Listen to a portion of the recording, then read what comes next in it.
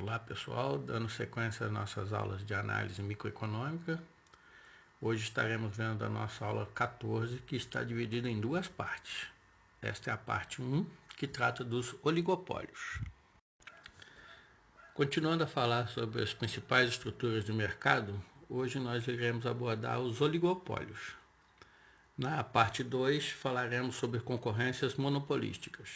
Ao final desta videoaula, você deverá ter compreendido as estruturas e características desse modelo de mercado, saber diferenciá-los da concorrência pura e do monopólio.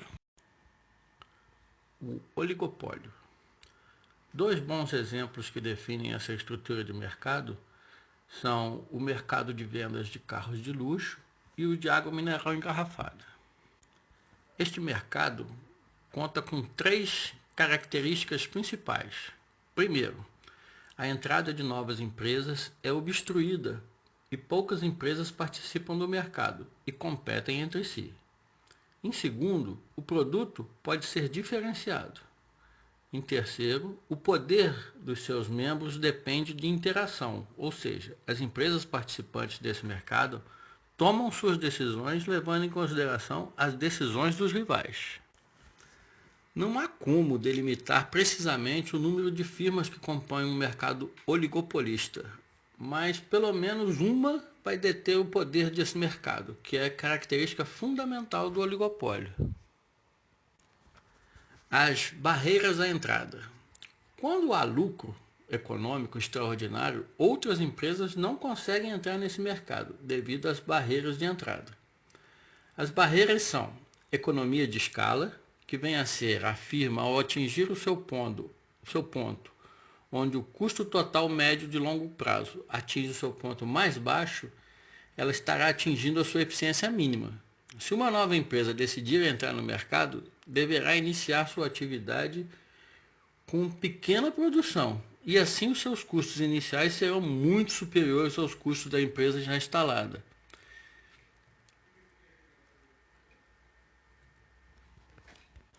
E, consequentemente, ela não resistirá no mercado. Outra barreira de entrada é a reputação ou marca.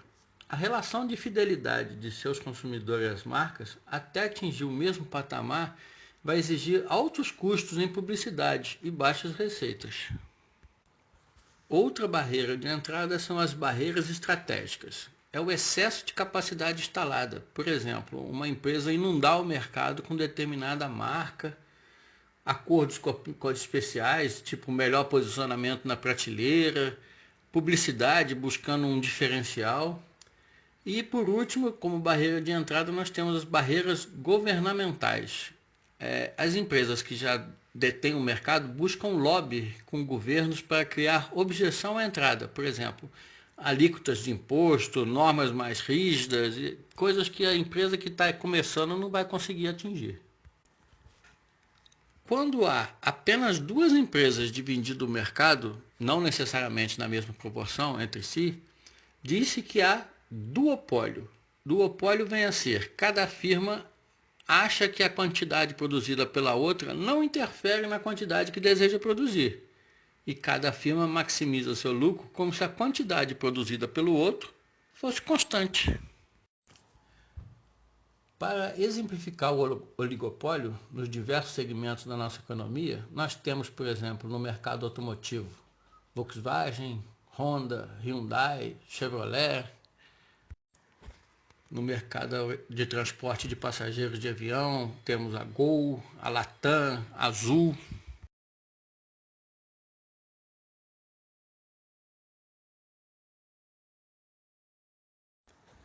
No mercado de cervejas e refrigerantes, temos aí a Ambev, Heineken, Coca-Cola, Guaraná.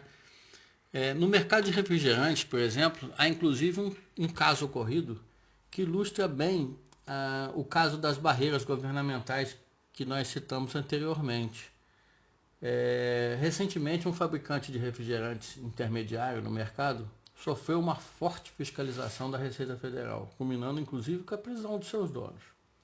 Tudo começou com uma denúncia da Coca-Cola. A multinacional questionou a Receita Federal o seguinte: se ela detinha 75% do mercado de refrigerantes, Por que o seu recolhimento de impostos significava 90% da arrecadação?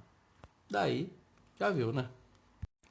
No campo internacional dos grandes oligopólios, nós temos as grandes empresas exploradoras de petróleo em águas internacionais, como Shell, Esso, Texaco, Petrobras.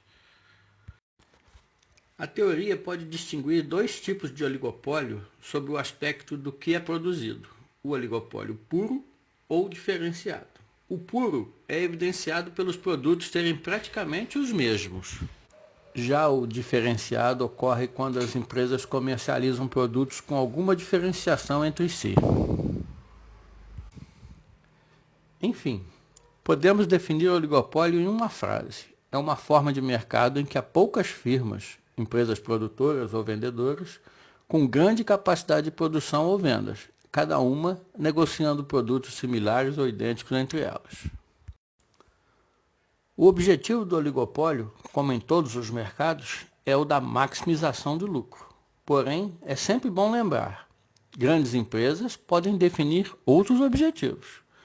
Como há poucos concorrentes, é fácil observar a participação das outras empresas em questões de preço e volume de produção das rivais, bem como sobre possíveis ações e reações das mesmas, em torno do que acontece no mercado. No nosso modelo teórico, a maximização do lucro, portanto as ações e reações dos oligopolistas, são em torno de obter o lucro máximo. Desprezaremos quaisquer outras motivações como decisões por impulso ou por sentimento de rivalidade entre os agentes. Os economistas utilizam a palavra conluio para definir uma ação acertada, combinada, visando a cooperação entre os agentes que naturalmente deveriam ser concorrentes. Portanto, ao promover um acordo sobre preço e a quantidade produzida, elas vão optar por gerar uma produção conjunta, tal qual um monopolista. Já o cartel é o acordo entre um grupo de empresas do mesmo ramo de atividade para agirem de forma combinada sobre questões como preço e quantidades produzidas. Duas firmas, ao combinarem preços e quantidades, na realidade, se comportam como um monopólio de duas empresas. Fica fácil compreender que quanto mais empresas existirem no oligopólio, maior será a dificuldade de formularem e controlarem esses acordos. Vale ressaltar que a legislação não permite essas práticas. O lucro no curto prazo. A empresa em regime de oligopólio pode produzir conforme a quantidade produzida por suas rivais. O preço de mercado em oligopólio estará sempre entre os níveis de concorrência e de monopólio. Na concorrência pura, conforme estudamos anteriormente, o preço é dado para cada firma. No oligopólio, não.